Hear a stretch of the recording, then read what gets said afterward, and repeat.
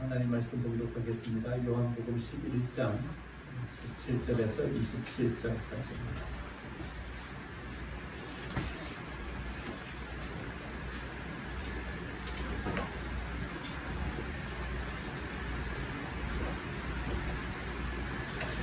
요한복음 11장 17절에서 27절까지입니다. 하나님의 말씀입니다. 예수께서 와서 보시니 나사로가 무덤에 있은지 이미 나으리라. 베다니는 예루살렘에서 가깝기가 한 5리쯤 되매 많은 유대인이 마르다와 마리아에게 그 오라기의 일로 위문하러 왔더니 마르다는 예수께서 오신다는 말을 듣고 곧 나가 맞이하되 마리아는 집에 앉았더라. 마르다가 예수께 여짜오되 주께서 여기 계셨더라면 내 오라버니가 죽지 아니하였겠나이다. 그러나 나는 이제라도 주께서 무엇이든지 하나님께서 구하는 것을 하나님이 주실 줄 아나이다. 예수께서 이르시되 내 오라비가 다시 살아나리라. 마르다가 이르되 마지막 날 구할 때에는 다시 살아날 줄을 내가 아나이다. 예수께서 이르시되 나는 부활이요 생명이니 나를 믿는 자는 죽어도 살겠고 무릇 살아서 나를 믿는 자는 영원히 죽지 아니하리니 이것을 내가 믿느냐. 이르되 주여 그러하리이다. 주는 그리스도시요 세상에 오시는 하나님의 아들이신 줄 내가 믿나이다. 아멘. 이렇게 계신 분들과 함께 인사 나누겠습니다. 은혜의 자리에 잘 오셨습니다. 도쿄올림픽이 한참입니다. 여러분 어제 여자 배구 보셨습니까? 극적으로 승리하는 거 다 보셨을 것입니다. 메달 딴 선수들 보면서 박수 보내고 또 아깝게 메달 놓친 선수들 보면서 힘들게 많이 준비했을 텐데 안타까운 마음으로 그동안 수고했다 박수 보냅니다.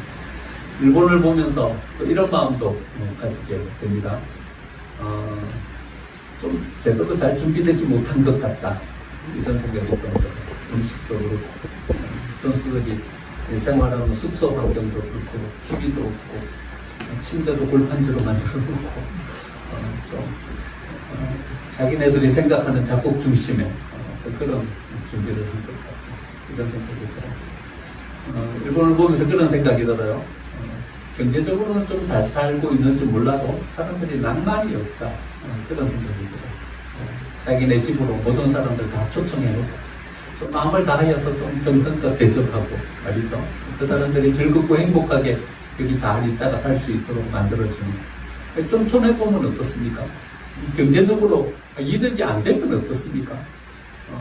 지금까지 나라들에게 자동차 팔고 반도체 팔고 돈 벌었으니까 이제 사람들 위해서 좀 쓰고 그러면 좋을 텐데 낭만이 없다 이런 생각을 좀 가져보게 됩니다.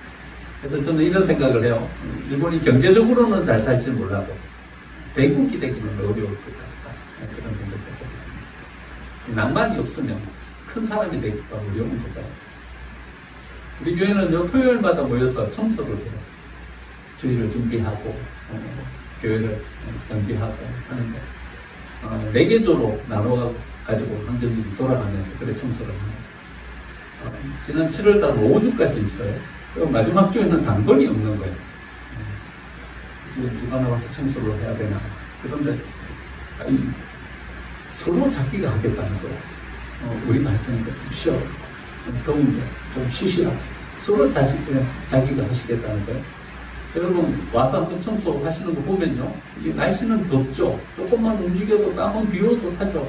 그러니까 청소기 돌리고 걸레 잡고 막 이렇게 청소하면요. 몸이 범박 다 젖는 거예요.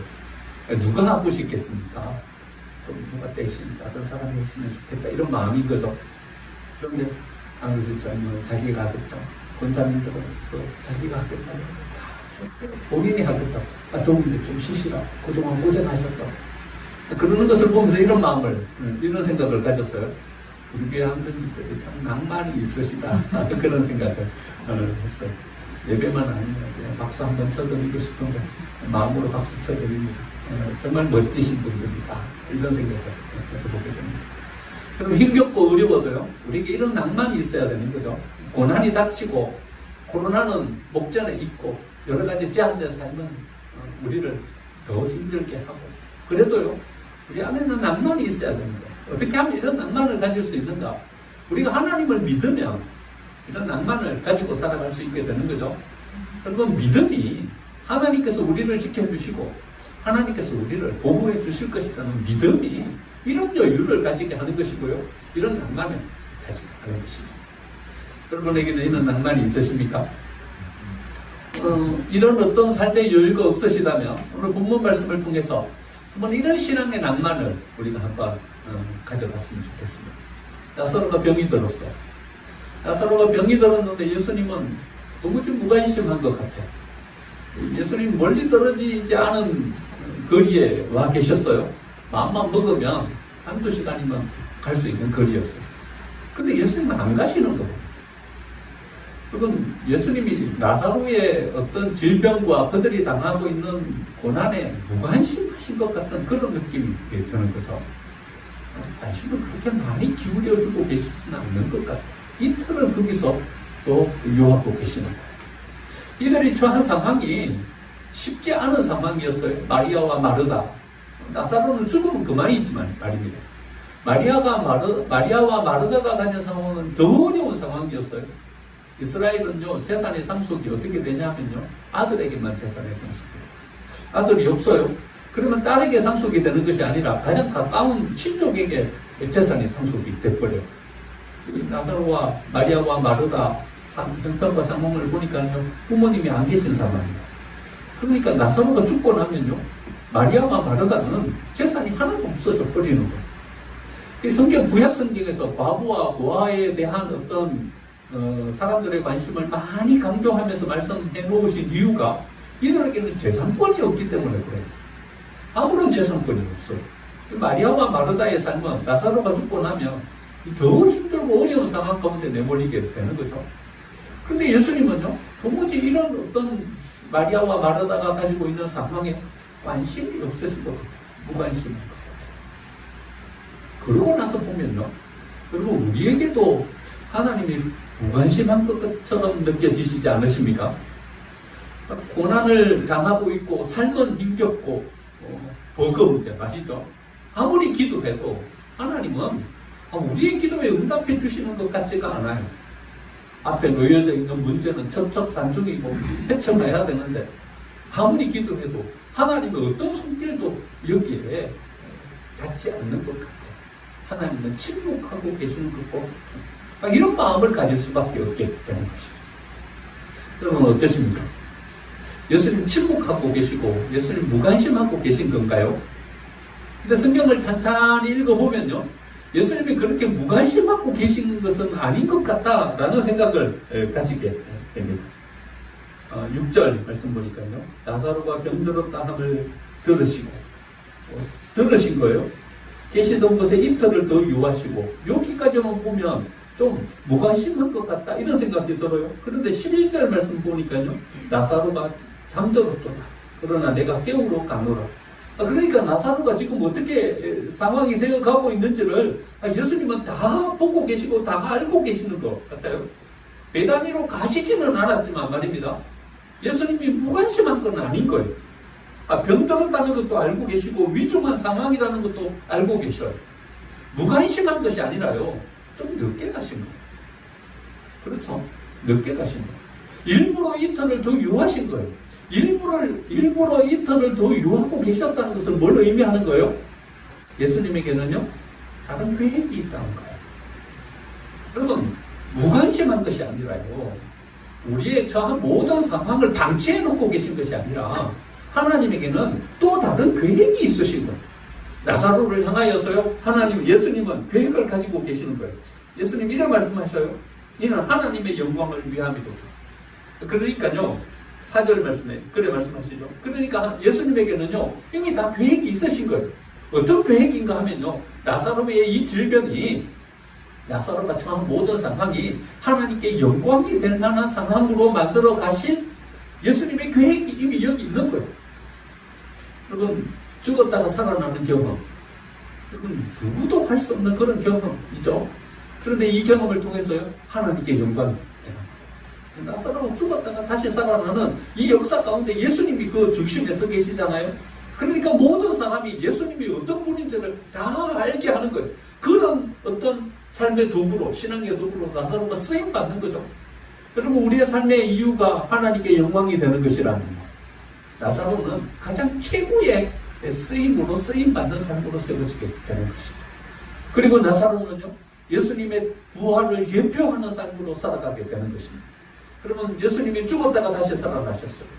이것이 처음이라면 예수님이 나사로를 살리신 그 역사를 이루지 않으셨더라면 사람들은 아마 예수님이 다시 살아나셨다는 이 말씀에 마음이 쉽게 오픈되지 않았을 거예요.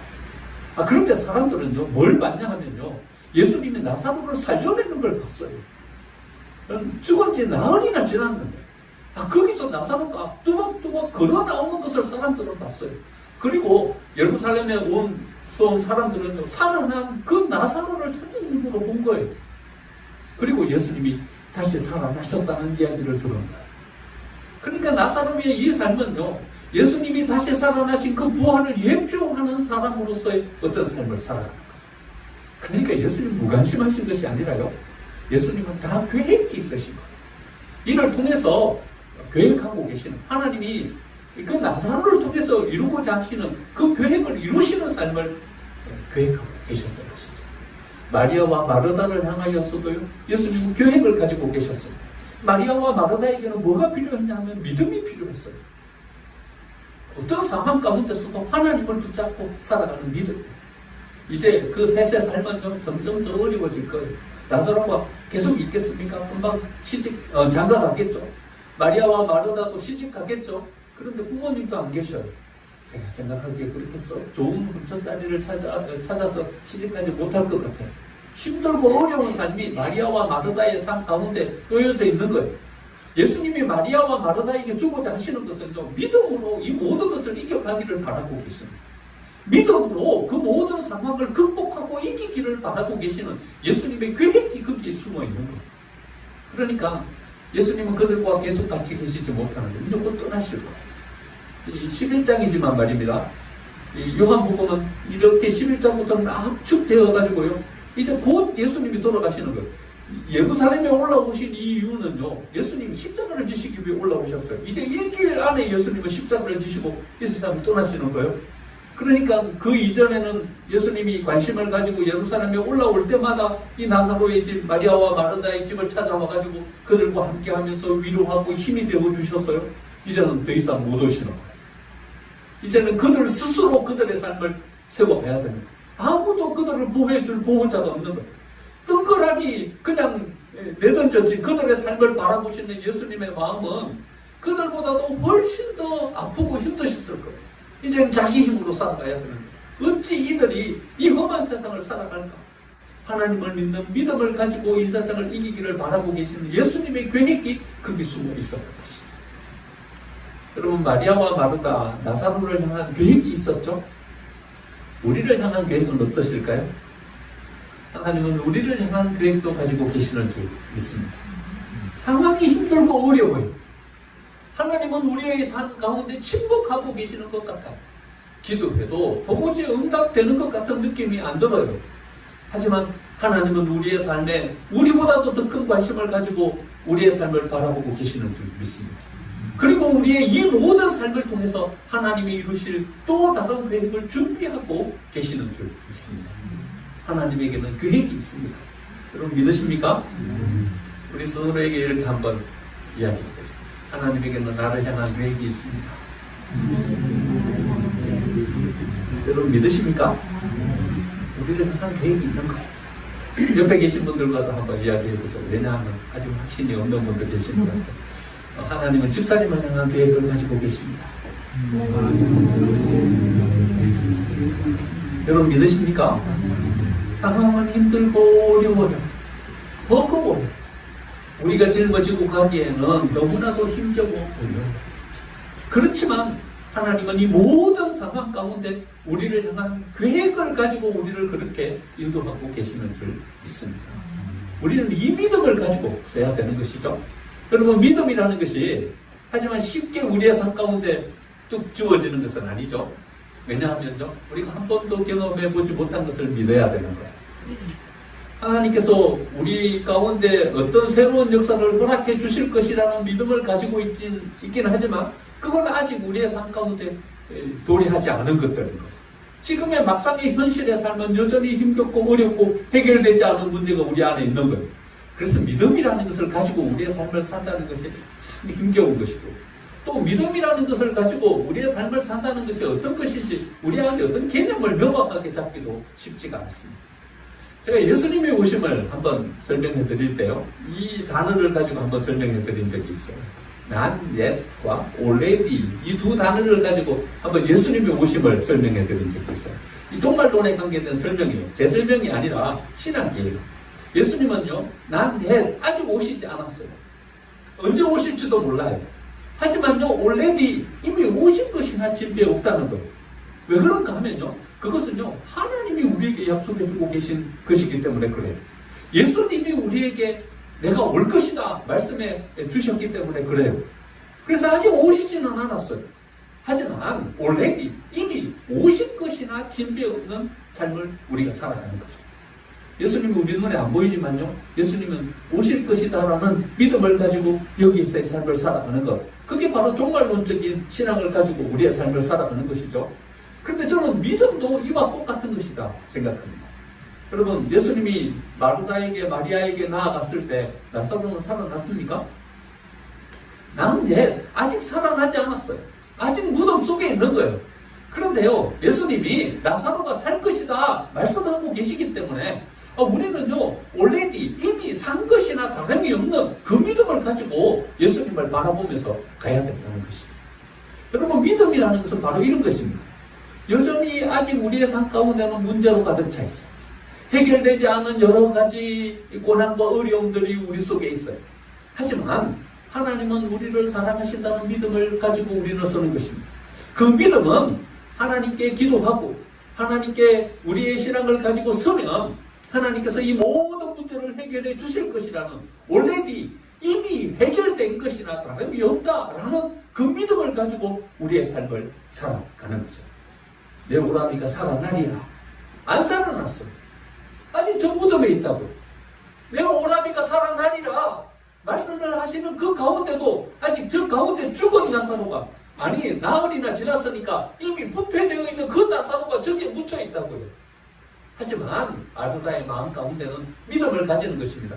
믿습니다. 믿으면 조금 뒤에 곧 저 무덤 문을 열고 걸어 나올 그 나사로를 꿈꾸면서 여기에서의 삶을 사는 거죠. 그러니까요, 환경은 어렵고 힘들어도 우리가 믿음을 가진다는 것은요, 하나님께서 이 모든 어려운 환경, 모든 산적해 있는 문제를 해결해 주실 것이라는 믿음을 가지고 여기에서의 삶을 사는 거예요. 그러니까 믿음의 삶은요, 의기소침한 삶이 아닌 거예요. 희망을 가지는 삶인 거예요. 믿음의 삶은요, 절망의 삶이 아닌 거예요. 하나님께서 우리를 새롭게 세워주실 것이라는 것을 바라보고 나아가는 비전이 있는 삶이 바로 믿음의 삶인 것이죠. 믿음의 삶은요, 자기의 삶을 바꿀 수 있는 하나님께서 우리에게 허락해 주신 가장 귀한 선물인 것입니다. 하지만 믿음은요, 자기 확신은 또 아닌 거예요. 여러분, 자기 확신과 믿음을 구분해야 된다고 제가 여러 번 말씀드렸어요. 여러분, 우리는요, 뭘 믿음이라고 생각하냐 하면요, 자기 확신을 믿음이라고 생각해요. 내가 생각할게요. 이건 이래 됐으면 좋겠다. 혼자 생각하는 거예요. 그리고는 이래 생각하는 거예요. 믿습니다. 이래 생각하는 거예요. 그런데 이런 자기 확신은요, 믿음이 아닌 거예요. 우리는 뭘 믿어야 되냐 하면요, 하나님의 말씀을 믿어야 되는 거예요. 하나님께서 그렇게 해주실 것이다, 우리에게 약속해 주신 그 약속의 말씀을 붙잡고 나아가는 거죠. 그런데 간혹은요, 하나님께서 우리가 가지는 이 자기 확신에 속한 믿음도 받아주실 때가 있어요. 그리고 우리가 믿음을 가지고 하나님께로 가면, 우리 안에 그냥 머물러 있는 것이 아니라 이 믿음을 가지고 하나님께로 나아가면 하나님께서 이 믿음을 받아주시는 거예요. 받아주시면요, 그 믿음대로 되는 거예요. 백부장이 예수님을 찾아왔어요. 찾아오고 내 하인의 병을 고쳐주십시오. 그런데 예수님이 이제 백부장의 하인의 병을 고치려고 백부장의 집으로 막 가시는 거예요. 예수님의 계획은 어떤 계획이었어요? 백부장의 집으로 가서 그 하인의 몸에 손을 얹고 그 하인의 병을 고쳐주는 것이 예수님의 계획이었어요. 그럼 백부장이 이렇게 이야기합니다. 손을 흔들면서. 예수님, 우리 집에 오시면 나는 감당하지 못하겠습니다. 나는 예수님이 말씀으로만 하셔도 내 하인의 병이 낫게 될 줄 믿습니다. 예수님의 계획은 아니죠. 말씀으로만 병을 고치는 것은요, 백부장의 믿음인 것이지 예수님의 계획은 아니었어요. 근데 백부장의 믿음은 어떤 믿음인가 하면요, 말씀으로만 하셔도 내 하인의 병이 낫게 될 줄 믿습니다 라는 믿음이었어요. 그랬더니 예수님 뭐라 말씀하셔요? 내 믿음대로 될 줄 말씀하셔요. 그리고는 거기서 말씀으로 그 하인의 병을 고쳐주셨어요. 누구 뜻대로 된 거예요? 예수님 뜻대로 된 거예요? 아니요, 백부장의 뜻대로 된 거예요. 이 백부장의 믿음은요, 어쩌면 자기 확신에 비슷한 거였어요. 그런데 그것을요, 자기 확신에 속한 그 믿음을 누가 받아주셨어요? 예수님이 받아주십니다. 받아주셨더니 그 믿음대로 그 하인의 병이 고쳐지게 된 것이죠. 예수님이 길을 가시는데요, 어떤 안 못 보는 시각장애인이 갑자기 예수님의 앞을 가로막았어요. 네, 이 안 못 보는 병을 고쳐주십시오. 예수님은 그 안목병은 그 시각장애인의 그 병을 고쳐줄 계획이 없으셨어요. 그냥 길을 가는 도중이었어요. 그런데 난데없이 그 장애인이 들이닥쳐가지고는 이렇게 말하는 거예요. 예수님의 그 능력으로 내 이 안 못 보는 장애를 고쳐주실 줄 믿습니다. 이렇게 이야기했더니 예수님이 뭐라고 말씀하시냐면요, 이렇게 말씀하시는 거예요. 내 믿음대로 될지어다. 그랬더니 안 못 보는 눈이 번쩍 떠져서 볼 수 있게 되었어요. 예수님의 계획이에요. 예수님은 그 장애를 고쳐줄 계획이 없으셨어요. 그런데 믿음을 가지고 그 장애인이 예수님을 찾아왔고 그 믿음을 예수님이 받아주셨더니 믿음대로 그 장애의 모든 병이 고쳐지게 된 것입니다. 여러분, 우리가 믿음을 가지고 하나님께로 나아가고 그 믿음을 하나님께서 받아주시면 우리의 믿음대로 우리의 삶이 새롭게 세워지게 될 줄 믿습니다. 우리가 믿음을 가지고 살아간다는 것은 바로 이런 것이죠. 난 이제 아직 상황을 하나도 나아진 것이 없습니다. 난 이제 아직까지 문제는 여전히 여기 속에 산재해 있습니다. 하지만 하나님께서 우리의 믿음을 받아주시면 이 모든 것들은 새롭게 되고 모든 문제를 극복하고 우리가 서게 될 것이라는 믿음을 가지고 우리가 서는 것이죠. 이것이 바로 우리가 하나님 앞에서 우리가 가지는 믿음의 기적인 것입니다. 하지만 이 믿음은 그냥 우리 가운데 생기는 것이 아니라요, 어떤 통로를 통해서 우리에게 이렇게 주어집니다. 맨 처음에는요, 우리가 아는 거예요. 하나님이 어떤 분이시다라는 것을 아는 거예요. 그런데 아는 이 지식이 믿음으로 바뀌는 거예요. 그것이 오늘 본문에 고스란히 숨어 있어요. 여러분, 22절 말씀을 보세요. 22절 말씀을 보면요, 마르다는 뭐라고 이야기하냐 하면요, 하나님이 주실 것을 아나이다 이렇게 말해요. 뒷부분, 끝부분. 믿나이다 이렇게 안 하고요, 뭐라고 말하냐 하면요, 아나이다 이렇게 말해요. 예수님이 내 오라비가 다시 살아나리라 이렇게 말씀하시는데도 24절 마르다는 또 뭐라고 말하냐 하면, 마지막 날 부활 때에는 다시 살아날 줄을 내가 아나이다 이렇게 말해요. 그러면 마르다는 믿는다 말하지 않죠. 여기에 대한 지식을 가지고 있는 거예요. 아나이다 이렇게 말해요. 그런데 예수님은 뭐라고 말씀하시냐 하면요, 믿음을 말씀하시는 거예요. 25절 말씀, 나는 부활이요 생명이니 나를 믿는 자는 믿음을 요청하시는 거예요. 26절 또 그렇게 말씀하시죠. 나를 믿는 자는 영원히 죽지 아니하리니 이것을 내가 믿느냐, 믿음을 요청하시는 거예요. 그랬더니 나중에 마르다의 이 신앙이 어떻게 변하게 되냐면 27절 말씀 보니까요, 이르되 주여 그러하리이다. 저는 그리스도시요 세상에 오시는 하나님의 아들이신 줄 내가 아나이다 이렇게 말해요. 이제는 믿나이다 이렇게 말해요. 여러분, 아는 것과 믿는 것 우리는 비슷하게 생각해요. 내가 알고 있으면 그것은 믿는 것이다 이렇게 생각해요. 그런데 아는 것은요, 믿는 게 아니에요. 아는 것은요, 사유의 세계에 훨씬 더 가까워요. 이것은요, 내 생각에 훨씬 더, 지식에 훨씬 더 가까워요. 근데 믿는다는 것은요, 여러분, 지식이 아니에요. 믿는다는 것은요, 우리의 삶이에요. 우리의 행동이고요, 우리의 판단이고요, 우리의 선택이에요. 여러분, 그래서 야고보 사도는 뭐라고 이야기하고 있냐 하면요, 행함이 없는 믿음은 죽은 믿음이다. 그건 믿음이 아니다. 이렇게 말해요. 그건 믿음이 아니라요, 지식이에요. 그냥 알고 있는 거예요. 알고 있는 것과 내가 나의 삶 가운데 그것을 살아내는 것은 다른 것이죠. 맨 처음에는 지식으로 와요. 예수님에 대한 지식이요.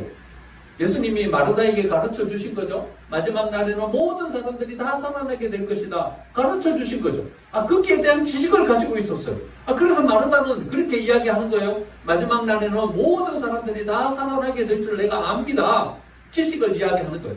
그런데 예수님은 마르다에게 이런 요청을 하시는 거예요. 그것 말고, 네가 가지고 있는 지식 그것 말고, 지금 너의 삶 속에서 일어나는 하나님의 그 역사를 믿는 믿음을 가져라. 하나님께서 내 삶을 지금 새롭게 만들어주시고 지금 다시 세워주실 그 역사를 믿는 믿음을 가져라. 그렇게 우리에게 요청하고 계시는 거죠. 여러분, 이 믿음은 어떻게 생기는 걸까요? 어떻게 생기는 건가 하면요, 바로 순종을 통해서 지식이 믿음으로 변화되는 것입니다. 여러분, 지식을 우리의 삶의 행동으로 바꾸는 것은 되게 어려워요.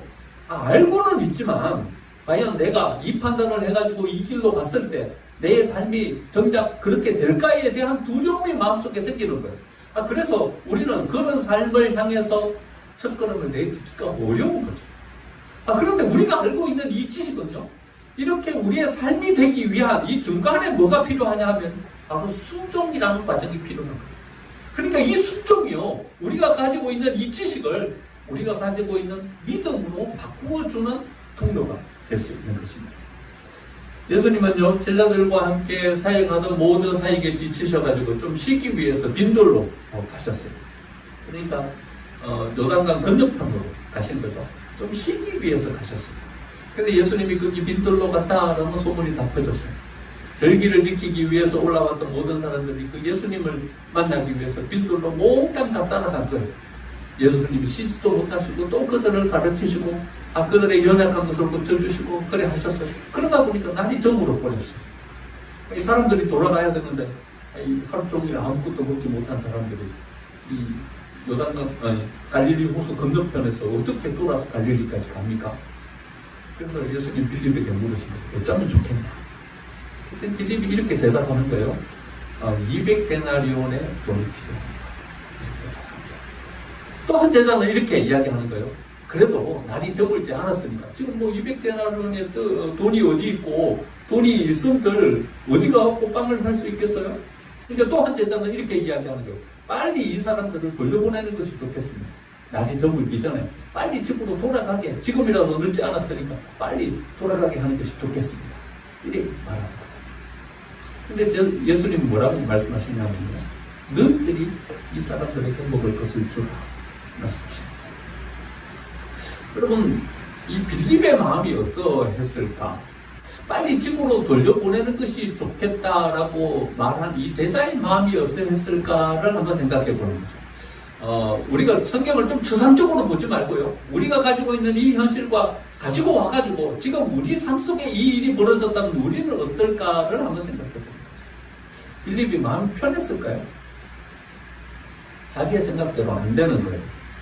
자기의 생각을 예수님이 안 받아주십니다. 200데나리온의 떡이 필요하다고 이야기했는데 어떻게 200데나리온의 돈을 모을까는 예수님은 말씀도 안 하시는 거예요.